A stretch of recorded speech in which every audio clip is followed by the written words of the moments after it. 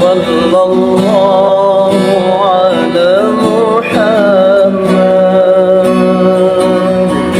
Kali ini mari kita bahas juga kisah Nabi Nuh dan anaknya yang diazab Allah, yaitu mengenai anaknya yang durhaka dan terbawa air bah yang bernama Kan'an.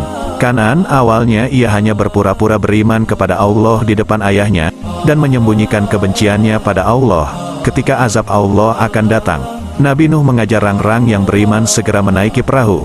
Tidak ketinggalan pula burung-burung dan binatang-binatang berpasang-pasangan. Mulailah air keluar dengan deras dari celah-celah bumi. Sementara dari langit turun hujan yang sangat deras. Nabi Nuh alaihi salam bersama orang-orang yang beriman di dalam perahu hanya bisa pasrah kepada Allah, melihat dan menunggu detik-detik tenggelamnya daratan. Orang-orang kafir mulai kebingungan mencari tempat perlindungan dari air yang semakin lama semakin dalam. Sebagian mereka tewas terseret arus, sebagian lain tenggelam akibat tingginya air.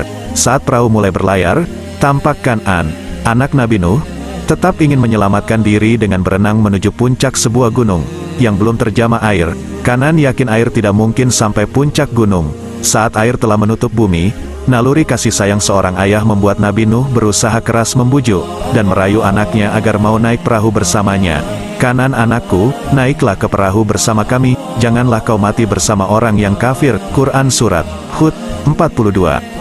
Kan'an menjawab, tidak ayah, aku akan selamat berada di puncak gunung itu. Kan'an, dengarkan ayah, tidak ada satupun yang dapat melindungimu dari keadaan ini selain Allah yang Maha Penyayang. Quran Surat Hud 43. Belum selesai pembicaraan antara ayah dan anaknya, tiba-tiba datang gelombang besar yang menjadi penghalang antara keduanya. Kan'an pun hilang dari pandangan Nabi Nuh. Nabi Nuh alaihi salam berusaha mencari, tetapi beliau tidak menemukan selain ombak yang semakin tinggi. Nabi Nuh sedih. Beliau telah kehilangan anak yang dicintainya. Seluruh permukaan bumi tenggelam, dan semua manusia mati kecuali yang tersisa dalam perahu. Kemudian perahu mengapung di atas permukaan air yang tidak kunjung surut, hingga akhirnya datanglah perintah Allah agar bumi dan langit tidak mengeluarkan air lagi, sebagaimana disebutkan pada surah Hud ayat 44. Hati Nabi Nuh masih sedih, yang dalam akan kematian anaknya dan menyesali mengapa tidak mengikuti ajakannya.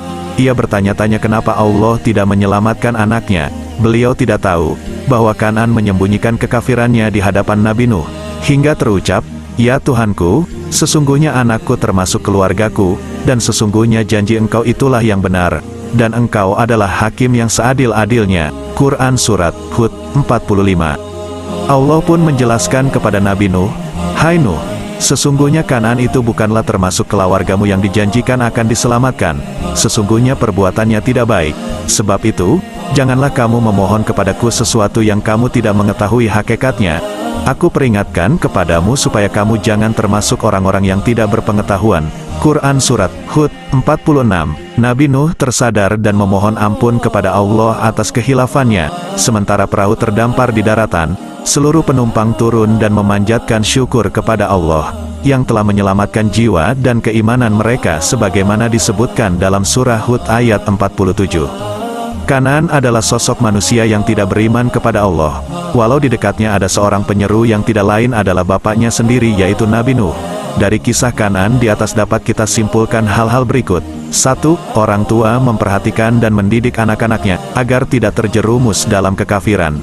2. Pendidikan yang diberikan kepada anak-anak meliputi akidah, ibadah dan akhlakul karimah. 3. Untuk menaati orang tua, selama perintahnya tidak mengandung maksiat. 4. Selalu merasa diawasi Allah, yakin bahwa Allah mengetahui apapun yang kita lakukan, sampai pada gerak dan getaran hati.